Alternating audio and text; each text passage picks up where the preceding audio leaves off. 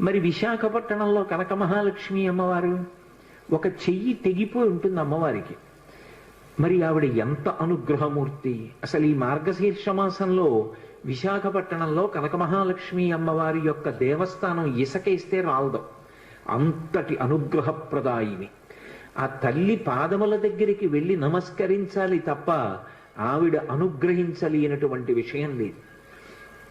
ఈ మధ్య కాకినాడలో నాకు అత్యంత ప్రాణ సమానమైనటువంటి మిత్రుడు, అతన్ని గుండె ఆపరేషన్ చేయడానికి థియేటర్లోకి తీసుకెళ్లారు అని చెప్పి డాక్టర్ గారు నాకు నా ఫోన్కి మెసేజ్ పెడితే, ఆయన్ని రక్షించుకోవడం నా చేతిలో ఉంటుందా?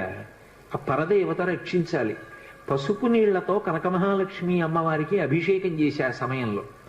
తిరిగి వచ్చాను, శుభవార్త విన్నాను. ఆ తల్లి గొప్ప అనుగ్రహప్రదాయిని. ఆ తల్లి ఏమివ్వలేదు, ఏదైనా ఇస్తుంది.